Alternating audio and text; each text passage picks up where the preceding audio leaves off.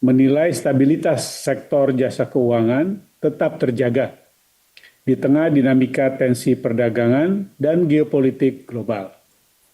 Dinamika perdagangan internasional menunjukkan perkembangan setelah terjadinya kesepakatan dagang antara AS dan Inggris pada 8 Mei 2025 yang merupakan kesepakatan permanen pertama Amerika Serikat dengan negara-negara lain pasca penundaan penerapan reciprocal tarif.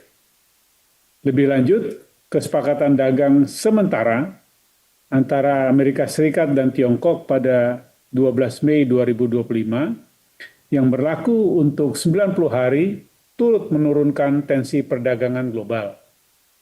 Pelaku pasar menyambut baik kesepakatan tersebut sehingga mendorong penguatan pasar keuangan global, diikuti juga oleh penurunan volatilitas pasar keuangan dan capital inflow ke pasar negara-negara berkembang. Ketegangan geopolitik meningkat di beberapa kawasan. Kendati begitu, dampaknya terlihat dapat terlokalisir sehingga imbasnya ke pasar keuangan global masih terbatas.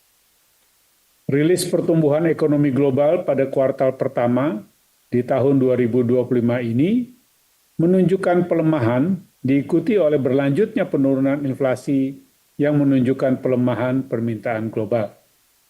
Menyikapi hal itu, kebijakan moneter global semakin akomodatif dengan beberapa bank sentral menurunkan suku bunga, menyuntikkan likuiditas ke pasar, atau menurunkan reserve requirement.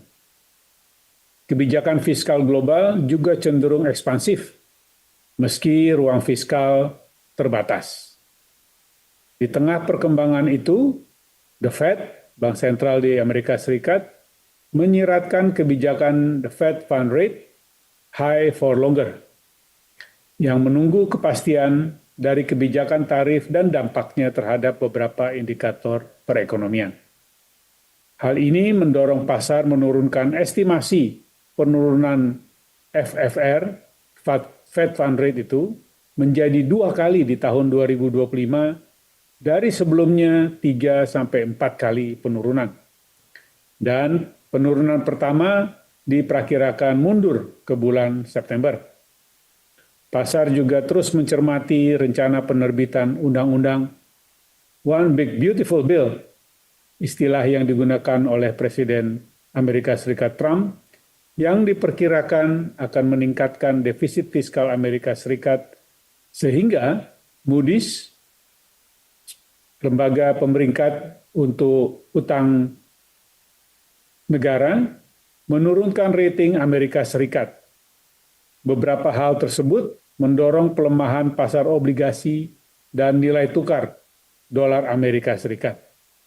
Sementara itu, perekonomian domestik masih menunjukkan resiliensinya di tengah tingginya dinamika global. Pertumbuhan ekonomi Indonesia positif pada kuartal pertama 2025, meskipun terlihat dengan laju yang sedikit melambat menjadi 4,87%. Permintaan domestik, khususnya konsumsi rumah tangga, tetap menjadi motor utama yang tumbuh sebesar 4,89%. Inflasi dalam negeri tetap terjaga, tercatat sebesar 1,95% dan masih dalam rentang target Bank Sentral Bank Indonesia. Beberapa indikator perekonomian terkini juga masih menunjukkan resiliensi, di antaranya neraca perdagangan yang terus mencatat surplus, defisit transaksi berjalan yang menyempit menjadi 0,05%, dari PDB dari sebelumnya 0,87%, dan cadangan devisa tetap stabil di level yang tinggi. Di tengah pertumbuhan ekonomi global yang melambat, tingkat suku bunga yang masih relatif tinggi, dan proses perundingan dagang Amerika Serikat dengan beberapa negara utama mitra perdagangannya yang masih berjalan, maka perlu terus dicermati dampak hal tersebut kepada kinerja debitur dan sektor jasa keuangan Indonesia. Lembaga jasa keuangan diminta untuk terus melakukan asesmen komprehensif agar ke depan mampu mengambil langkah mitigasi yang diperlukan. Di sisi lain, OJK terus menyempurnakan kebijakan untuk memperdalam pasar keuangan, bersinergi dengan kementerian lembaga dan stakeholders terkait, dalam rangka meningkatkan daya saing dan menjaga kinerja sektor jasa keuangan untuk terus tumbuh berkelanjutan. Sehubungan dengan rencana pemerintah meningkatkan pertumbuhan ekonomi nasional dengan menggulirkan 6 paket insentif ekonomi di bulan Juni 2025 ini, yaitu berupa diskon tiket pesawat, diskon tarif tol, diskon tarif listrik, bantuan sosial tambahan, bantuan subsidi upah, dan bantuan iuran jaminan kecelakaan kerja atau JKK. OJK mendukung upaya dimaksud yang akan memperkuat daya beli dan pada akhirnya mendukung pertumbuhan ekonomi nasional.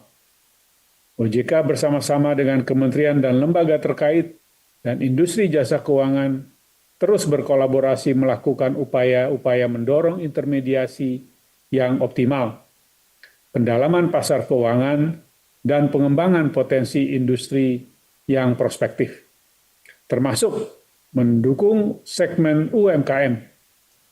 Hal itu terutama juga dilakukan dalam rangka mendorong pembiayaan yang lebih inklusif, yang memungkinkan potensi ekonomi Indonesia lebih dioptimalkan untuk mendorong pertumbuhan ekonomi nasional.